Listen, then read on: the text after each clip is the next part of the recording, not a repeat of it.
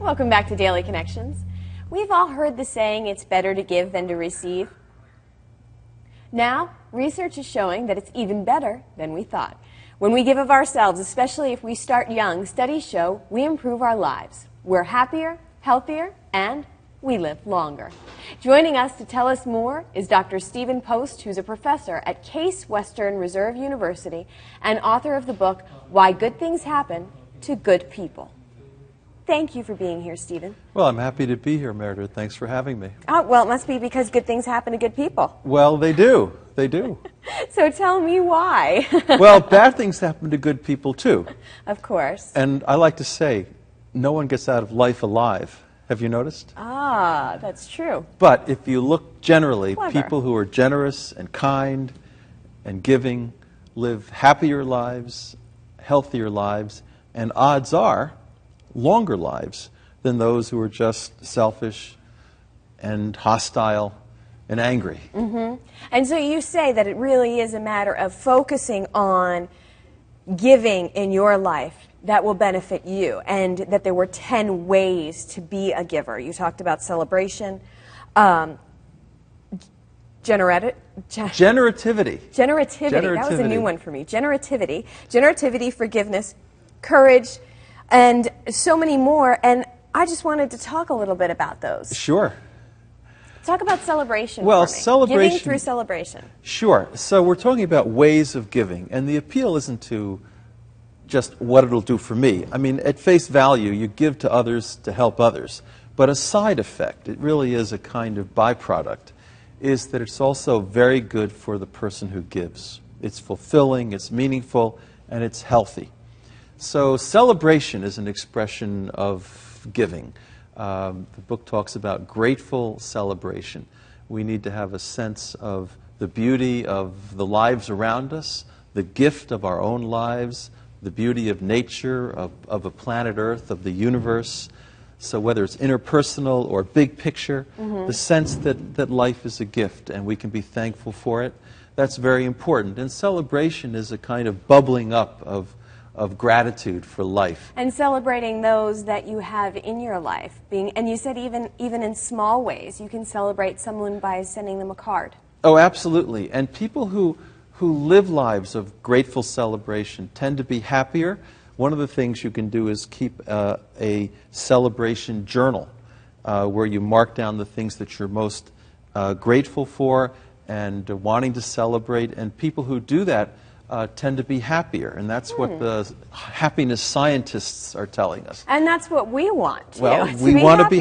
We're about happiness. We are about happiness. I know you've got 10 ways. Another way is by listening. Well, attentive listening. That chapter begins with the story of a guy in Philadelphia named Dan Gottlieb, who had pulled his car out, and someone came on, and lo and behold, crash. Dan had a major spinal cord injury. So he winds up in the hospital. He's trying to figure out a way that he can take his life because he's now quadriplegic. A woman comes in at night, the night nurse, and asks him, Dan, can you listen to me? I've got a real problem. I'm thinking about throwing in the towel on life. So he says, sure. And she sits down. He listens to her for an hour. She walks away feeling greatly relieved. And he realizes at that very moment, I can go ahead and live my life because I can help other people by listening to them.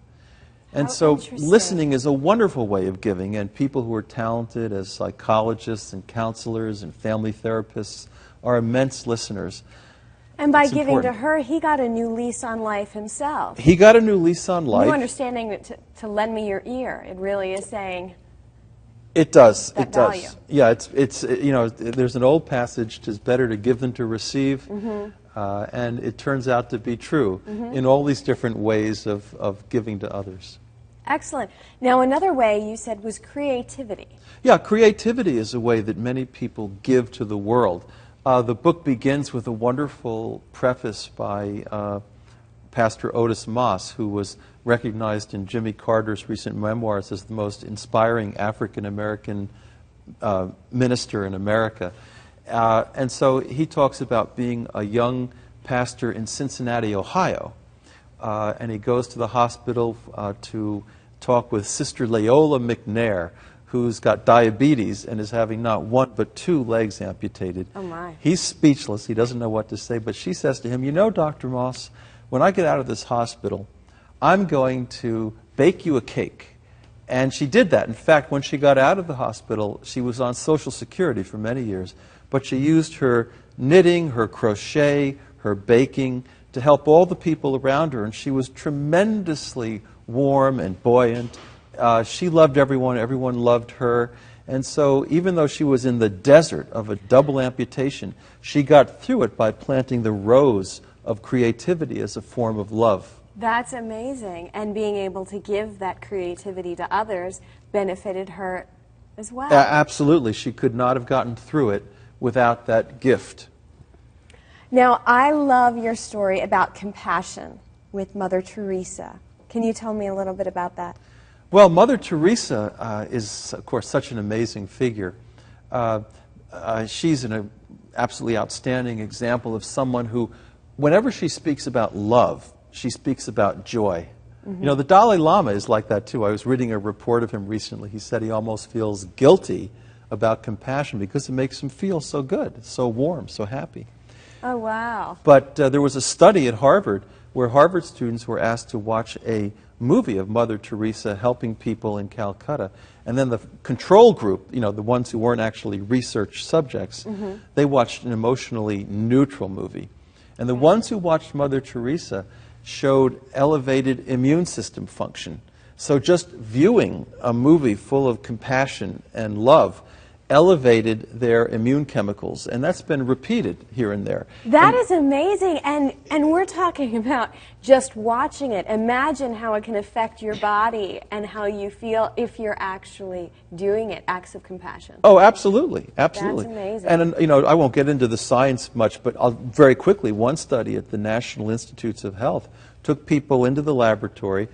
They had a list of charities to which they might contribute.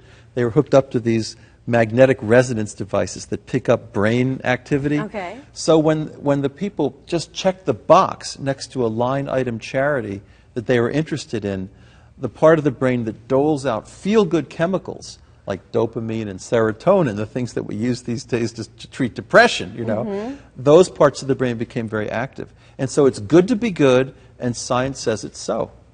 That's amazing. Now, generativity. Tell me a little bit about that. Well, even the term I'm not familiar with. Well, generativity is it's a word that's been floating around in psychological circles for about 40 years. Okay. It means helping others generally, lending a helping hand, volunteering, but it also oftentimes includes doing that in a way that helps other people themselves carry on in life. You know, they say that it's a good thing to teach someone to give someone a fish, but it's even better to teach them how to fish. Of course. So generativity is really about passing the torch on to future generations, spreading the ways of generosity to the people around you so that they can, in fact, experience the joy of giving. Interesting. And when through people teaching, through sharing? Teaching, through sharing, mentoring, all of the different ways that you can imagine. And it turns out that people who get started young, and this is a major study that's recently been published, people who get started young in their teens, mm-hmm. The ones who have discovered the beauty of giving to others, mm-hmm. that 1/3 roughly of adolescents who are thinking, how can I use my talents to help the world, to have a nobility of purpose, they've been followed since the 1920s, mm-hmm. so they're now old folks. Oh, my. And the ones who had that nobility of purpose, that desire to help the world, yes. they're shielded over the course of their lives. They're happier. They're shielded from depression. They're shielded from stress-induced illnesses. And odds are they're going to live a little longer. Now, sometimes that's not true. Yeah, that's amazing, though. And starting in your teens can make a difference, too. I mean, you really need to start early, although I'm not going to, not encourage anyone out there right now to not start now. Well, it helps whenever you get started, sure. but the studies that we have show a kind of lifelong halo effect from youth all the way to old age. And so there's some, there's a little passage in, I think, the book of Proverbs, those who refresh others will themselves be refreshed. And in any kind of moral or spiritual tradition, whether it's Islamic or Hindu or Buddhist or whatever it might be, what you'll find is that when people move away from selfishness toward a really authentic love of neighbor, it's great for the people around you. You know, it's wonderful. But it's also good for you. It's the best way to live. It's the healthiest way to live. And they are universal tenets. Thank you so much for being here. Why Good Things Happen to Good People by Stephen Post. And you'll find more about everything we talked about today right in here.